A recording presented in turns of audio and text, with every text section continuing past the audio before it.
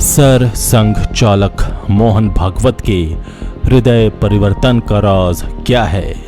इमाम से मुलाकात के बाद संघ के चाहने वाले और विरोधी भी कंफ्यूज हो गए हैं। क्या ये 2024 की रणनीति का हिस्सा है या वाकई संघ का हृदय परिवर्तन हो रहा है? इमाम इलियासी के मोहन भागवत को राष्ट्रपिता और राष्ट्र ऋषि कहने से चकित हैं लोग। नमस्कार, आजाद सिपाही विशेष में आपका स्वागत है। मैं हूं राकेश सिंह।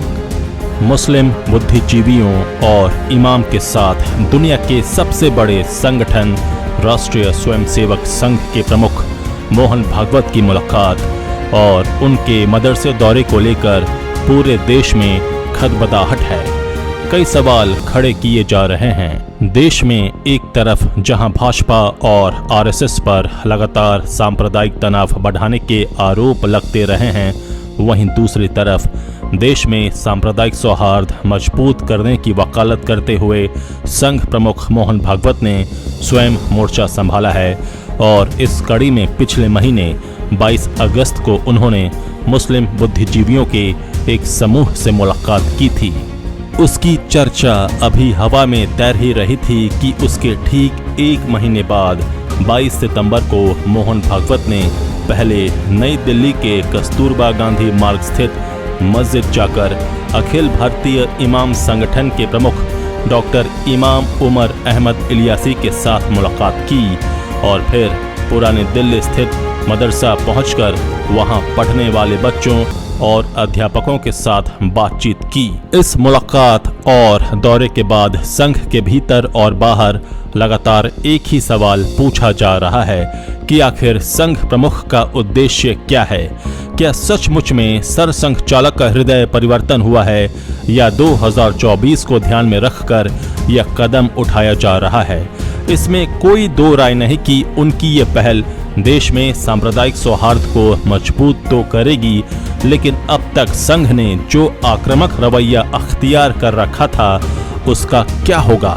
एक और सवाल है कि यदि संघ सचमुच मुसलमानों को साथ लाना चाहता है तो फिर उसके हिंदू राष्ट्र के नारे का क्या होगा? और सबसे बड़ा सवाल कि इन सब के पीछे आरएसएस का एजेंडा क्या है? आखिर इन मुसलमानों से क्या हासिल करना चाहते हैं मोहन भागवत? हाल के दिनों में मोहन भागवत के बयान कट्टर हिंदुओं को कंफ्यूजन में डाल रहे हैं। उनका कहना कि हर मस्जिद में शिवलिंग ढूंढने की जरूरत नहीं, वो भी तब जब देश में ज्ञानवापी को लेकर हिंदू समाज में रोष की भावना थी, क्योंकि ज्ञानवापी में जब शिवलिंग मिला तब उसकी अवस्था देखकर हिंदू समाज बहुत दुखी था और क्रोधित भी। मुस्लिम समाज उसको फव्वारा बता वहां वजू कर रहा था और कट्टर हिंदू उसे शिवलिंग मान रहे हैं। मोहन भागवत के इस बयान से कट्टर हिंदू परेशान थे।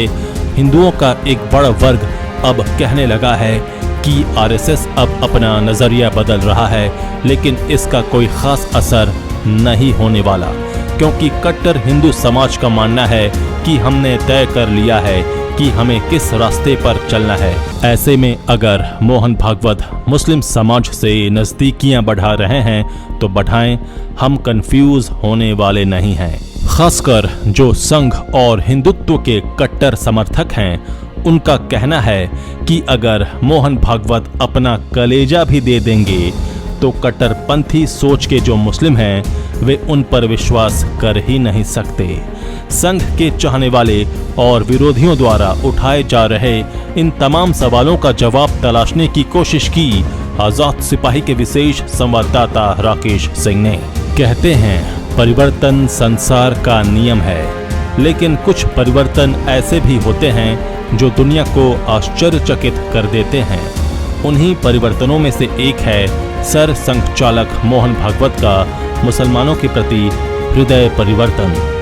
दुनिया के सबसे बड़े संगठन राष्ट्रीय स्वयंसेवक संघ के करीब 100 साल के इतिहास में 22 सितंबर 2022 की तारीख उस ऐतिहासिक मोड़ के रूप में दर्ज हो गई जब संघ के सरसंघ चालक डॉक्टर मोहन भागवत ने किसी मस्जिद में प्रवेश किया और किसी मदरसे में समय बिताया। 1 महीने पहले 22 अगस्त को संघ प्रमुख ने मुस्लिम बुद्धिजीवियों से मुलाकात जरूर की थी, लेकिन मस्जिद और मदरसा जाना और इमाम से 1 घंटे तक बातचीत करना देश के सियासी हलकों में हलचल मचा गया है। 2009 में संघ प्रमुख बनने के बाद वो पहली बार किसी मस्जिद और मदरसे में पहुंचे थे।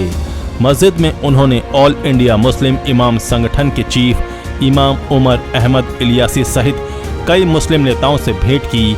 ये वही इलियासी हैं जो संगठन से जुड़े 5 लाख इमामों का नेतृत्व करते हैं। क्या हो सकते हैं इस दौरे के मायने? ये बात पूरे देश ने नोट की है कि हिंदू राष्ट्र और 80 बनाम 20 की बात करने वाले संघ ने मुस्लिम बुद्धिजीवियों से इस बीच संवाद के प्रयास तेज किए हैं। संघ का कहना है कि सर संघ चालक के इस दौरे को छवि बनाने के प्रयास से नहीं जोड़कर देखा जाना चाहिए। संघ राजनीतिक दल नहीं है कि इसे छवि बनाने की चिंता करनी पड़े। संपर्क और संवाद के मूल मंत्र से ही हिंदू मुस्लिम टकराव को दूर किया जा सकता है।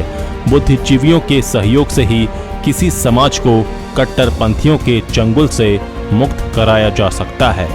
संघ के मुताबिक संगठन इस तरह के प्रयास आगे भी जारी रखेगा। संघ ने कहा है कि ये लगातार चलने वाली प्रक्रिया है। संघ प्रमुख इस तरह से समाज के सभी वर्गों के लोगों से मिलते रहते हैं। वैसे ये बात भी जगजाहिर है कि डॉक्टर मोहन भागवत ने हमेशा ही अपने भाषणों में देश की प्रगति के लिए सांप्रदायिक सौहार्द और सद्भाव के माहौल को पहली आवश्यकता बताया है। पिछले दिनों उन्होंने ज्ञानवापी मस्जिद विवाद पर कहा था कि हर मस्जिद में शिवलिंग खोजने की मानसिकता का हमें परित्याग करना चाहिए। भागवत ने मंदिर मस्जिद विवादों को आपसी बातचीत से सुलझाने पर जोर दिया था। संघ प्रमुख ने धर्म संसद में साधु संतों द्वारा किए गए कथित आपत्तिजनक बयानों से असहमति जताते हुए उसे हिंदुत्व के खिलाफ बताया था।